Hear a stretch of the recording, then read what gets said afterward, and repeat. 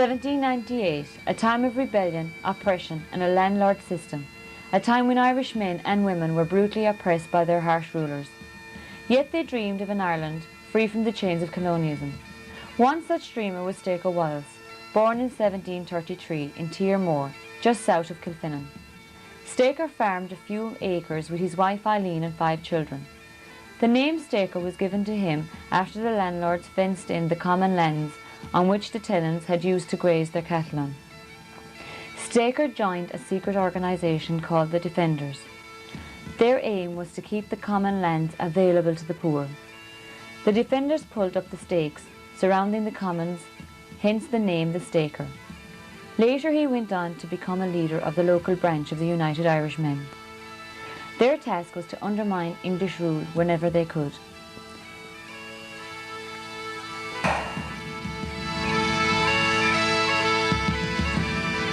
Captain Oliver, the local landlord, heard of a plot to assassinate him. Fearing his life, he sent out his yeomanry to capture the Staker.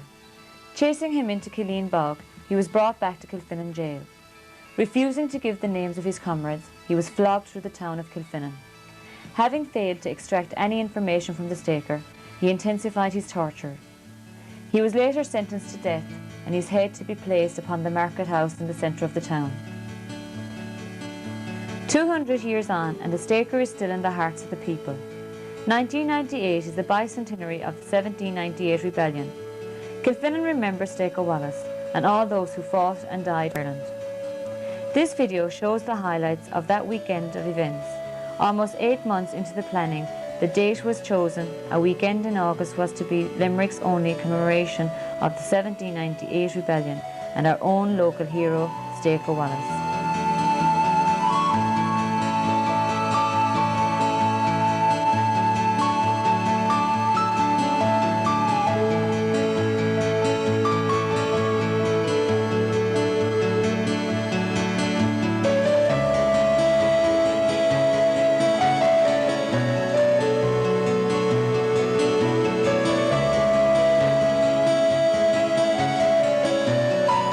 Thursday the 20th of August saw the launch of an audio tape in Bulgadin Castle.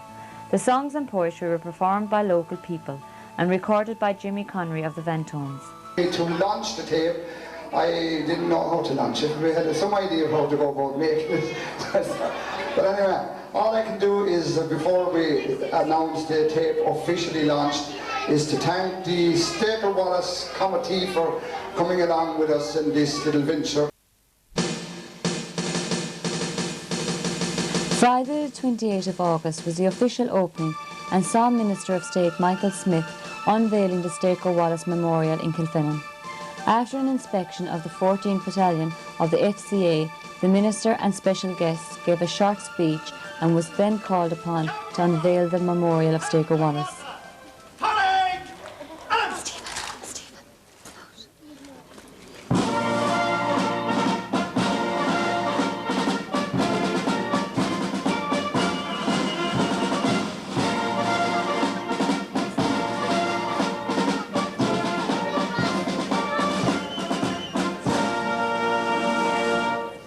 Address of welcome by the chairperson of the Staker Wallis Bicentenary Committee, Mr. Pat Heffernan.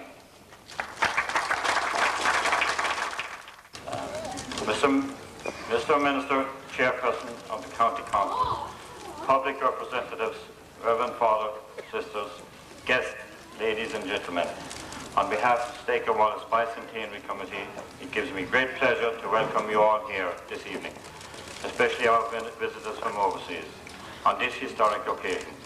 I would like to say a special thanks to all my fellow committee members for all the work they have done over the last 6 months. Our committee is glad to have the opportunity to commemorate this period of our history, as there were many significant happenings in this town and surrounding areas 200 years ago. We have an ambitious program of events for the weekend, as have the Joyce Brothers School for next weekend, and we invite you one and all to participate in and enjoy them to the full on both weekends. Thank you very much. A whole lot of young volunteers here ready to help me I will not be able to pull this on my own. Anybody prepared to give me just a little help? Little help. Reach up. No, reach up a little. Reach up. Slowly now, slowly now, slowly now. Get out.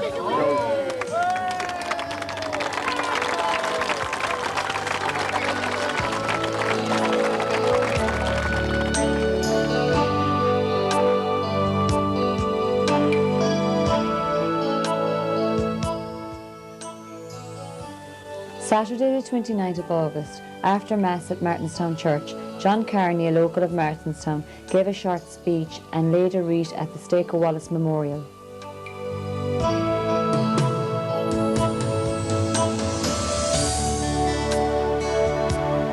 I have here on my left-hand side a man very well known in Martinstown. The family are here for generations. I wouldn't be sure, but I'd say they're here since the staker's time. It gives me great pleasure to call on John Carney to say a few words and then perform the wreath laying. Thank you very much.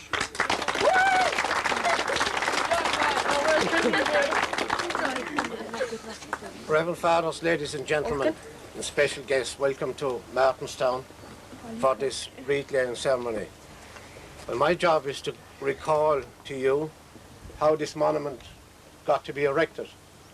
And it was erected by people who were traditional people, people who had in their time taken part in or had been peripheral to the fight for freedom up to 1922.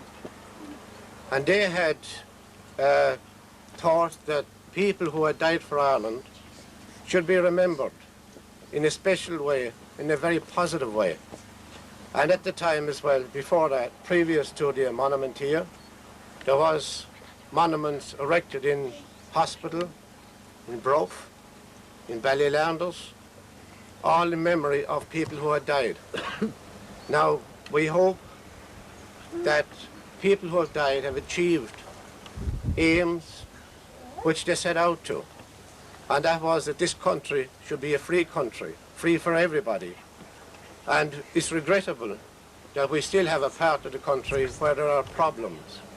But we do hope that in today's world, that the bomb and the bullet and whatever else will be all put aside and differences can be fixed behind or at a table. That is the place, and I hope that will be the process in the future.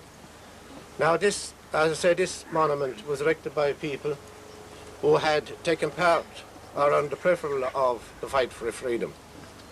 And they were, the committee at the time was president, who was my uncle Con Carney. The chairman was David Clancy. The secretary was Tim O'Regan. The assistant secretary was Pat Vaughan, who was still alive. And the treasurers were Tom Casey of Clarion and my father, John Carney. And while there was a lot of others who had helped, and people who were in the Martinstown, the Stake of Wallis Fife and Drum Band, like the Gilberts, the Morrises, the Irwins, the Quishes, the Ryans, and a lot more. And to them, we pay a special word of thanks. This monument here was commissioned by the committee and was done by Kevin Hanley from Emly. He erected it. There was an unveiling here in 1955. I remember there was a big stage across there. And the unveiling ceremony was performed by Alderman Ted Russell, Lord Mayor of Limerick. And the lament for the Stake of Wallis, which was from a selection from Frank Roach in Elton, was played by Courtney Quish. And thank you.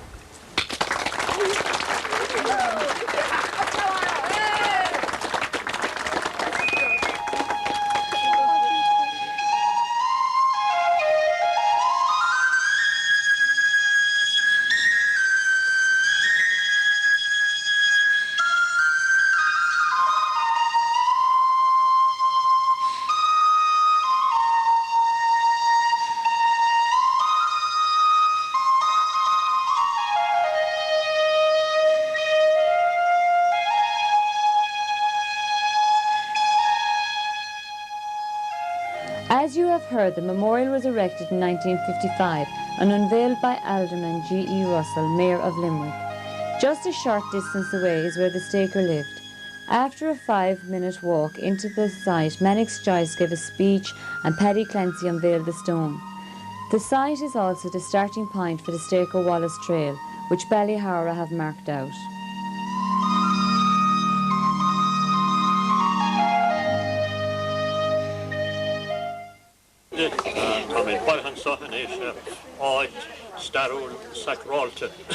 We are here this morning again, the second event of today's programme at the site of Staker Wallis's house. A site of many memories, a historic site, and it is, you know, a wonderful thing that the place has been marked and people will be able to come here again. Now, as I mentioned already this morning in the church, Staker Wallis has been commemorated in many ways, and in the name of bands, hurling teams, in songs, poems, in articles, books, and in that beautiful lamenting air, the death of Staker Wallis that you heard this morning in the church. Now, another form of remembrance or commemoration is being launched here this morning. That is the Staker Wallis Trail. It is one of the famous Ballyhowra walks, which is signposted, and people following the route will be able to go over the ground where Wallis made his last desperate bid for freedom on that morning in 1798 when Captain Oliver and his men came to take him. It was terrible ordeal for a man of his years, but life is sweet, and he made an unbelievable dash through a number of townlands until finally he was taken up the Killeen Mountain at the foot of Slieve Reach. The walk will come to the spot where he was captured and will continue into Kilfinnan. More or less along the route he was taken prisoner to Kilfinnan, where he died a martyr's death for his people and for his country. So this is a wonderful thing that this walk is here now to commemorate him, and that people will come here in the future to go over that ground of many sad memories. Now, I deem it a great privilege to be asked to launch the walk now. So, Fogrim Anish, who will slee on Wallis Oscult, August Raig con Schuler. I now formally announce that the Staker Wallis trail is launched, and I hope it will bring pleasure to you.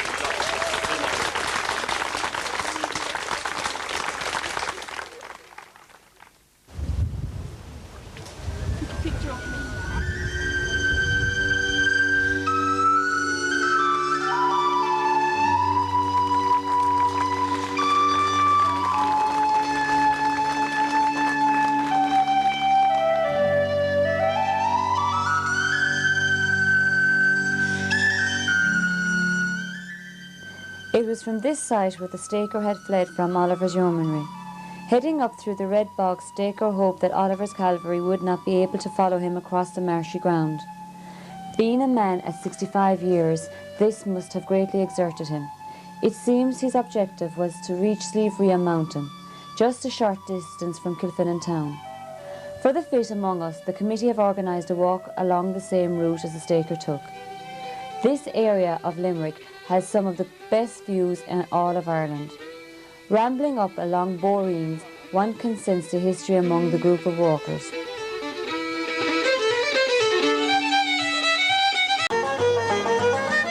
Reaching the capture site, Mannix Joyce gave a short history of his epic journey. Through the valley. Now, where all the mountain there head and the valley wasn't forested at the time of Staker Wallis. It's only recently it was forested. So the stream, we're in a townland called Moorestown here, and across the stream where the hill is over there, it's a place called Killeen. Now, a townland, for maybe our American visitors, I may not be sure what we mean by a townland. It's the basic or the smallest territorial unit in the country, and you, in writing to people living out the country, you'll put the townland and then you'll put the post town. We'll say Mr. Patrick Murphy, Killeen, Kilfinnan, County Limerick. But they vary in size, the townlands. They're quite ancient. And this, now, Moorestown would have been called after a family of Moore. Killeen, across the way, it comes from an Irish word. Keel is the Irish for a church. One of the words from the Latin originally. And Killeen, the little church. So somewhere there at one time, there was a little church. But anyway, it was here in this direction Staker Wallis came as reaching the very last few yards of his dash for freedom. And down there now in the low ground there was bogland. Bog is a more marshy land, you know. In Ireland we use the word bog, I don't know whether you have it in the States or not, but in the bogs, peat or turf as we call it is cut for firing.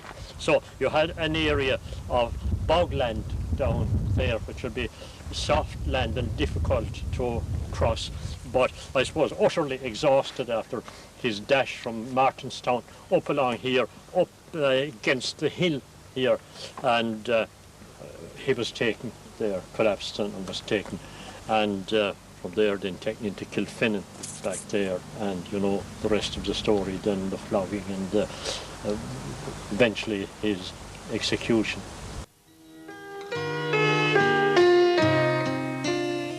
Staker Wallis's memory has been kept alive down through the years. The GAA club in Ballinvana is named in memory of the Staker. They had many successes down through the years, up until the 50s, when immigration was at its peak and deprived parishes of many fine young men and women. Most towns and parishes had their own marching band, and Martinstown was no exception. The parish had a fife and drum band and was called after the Staker.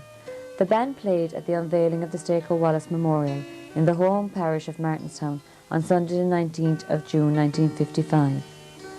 A number of events had been organised for Sunday the 30th of August, including guest appearance by the Staker Wallis County Junior Hurling Champions of 1977. Now Irishmen united stay, unlike Oliver's human hounds. Your breed and seed will prosper when they are underground. The Frenchmen soon will come maroon when the cornet is ripe, and we'll pay back blow for blow with French guns and our pikes. Where Staker's head on the butter market looks down, where someday yet don't forget will fly the harp with no crown. It is our flag I proudly brag, though now in shreds, like the hair that blows off poor old Staker's head. Now united men will rise again to fight another day, and rid the land of the Sassanid band who now hold sway. Remember then such noble men as Limerick's brave Staker, who in heaven pray for our liberty unto his Maker.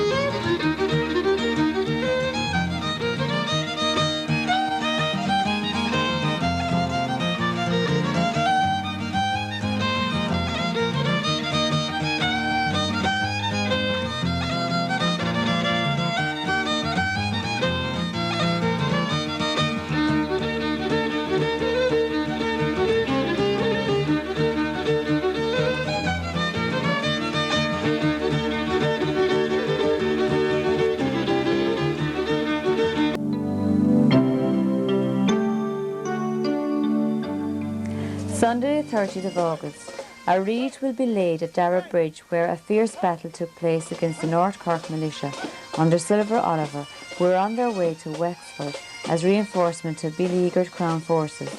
This battle lasted for more than 4 hours and a great many died. The North Cork militia were finally routed at the Battle of Enniscorthy on the 28th of May 1798. Over 150 pikemen from Wexford, under the leadership of Bill Murray, will march to Dara Bridge, where they will lay a wreath. Many of these men and women are ancestors of the people who fought for freedom in 1798.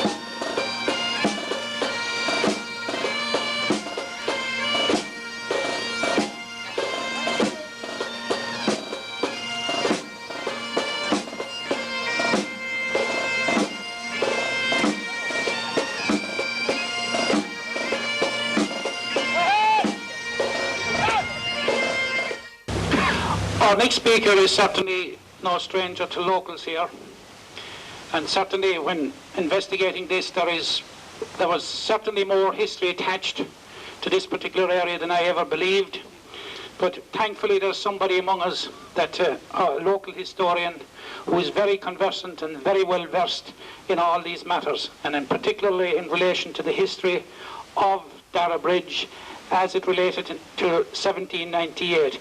Give a nice welcome to our own local historian, Mr. Michael J. Hennessy.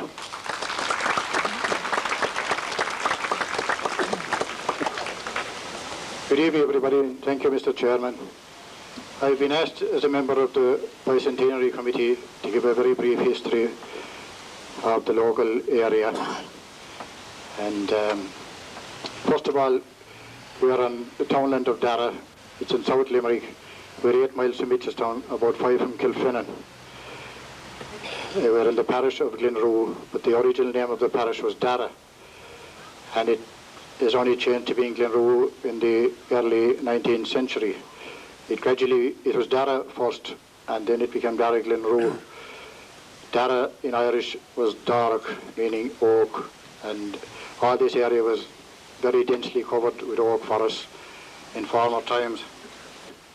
The centre of resistance in 1798 was mainly centred around the southeast of our country, and particularly in County Wexford. And for that reason we're very privileged and delighted to have the pike men and women from Wexford here this evening. They're actually from the Carrickburn pike group. I would now like to call on their coordinator or chieftain or leader, he gave us several names for himself, Mr. Bill Murray, to say a few words.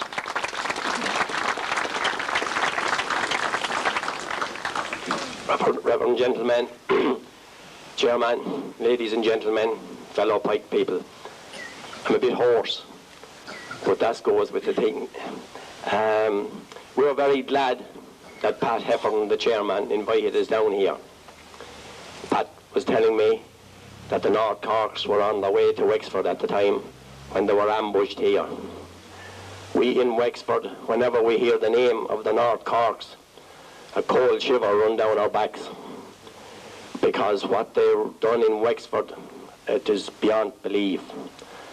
their chief tormentor was a fellow by the name, they used to call him up in Wexford, Tom the Devil. He was the lad that used the pitch capping. And those pike people you see here along today are direct descendants of the men and women that fought in New Ross, fought on Outward Hill, in Enniscorthy and Wexford. The Murphys, Furlons, Dials and Moores, I could go on there and name them, 4th, 5th and 6th generation. So the blood in that group would still be fairly strong about the North Corks.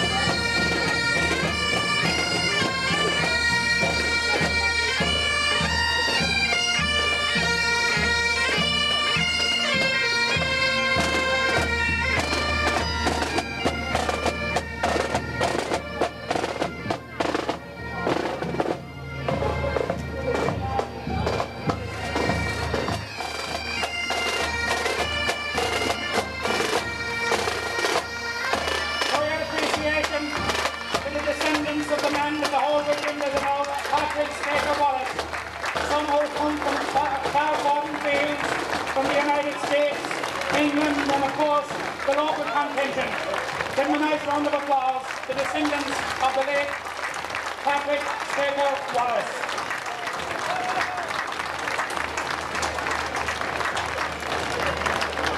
And what about our own local army, the local pikemen?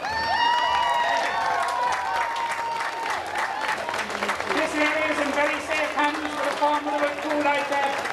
Give them a nice round of applause, each and every one of them, drawn from all the local communities, the local pikemen.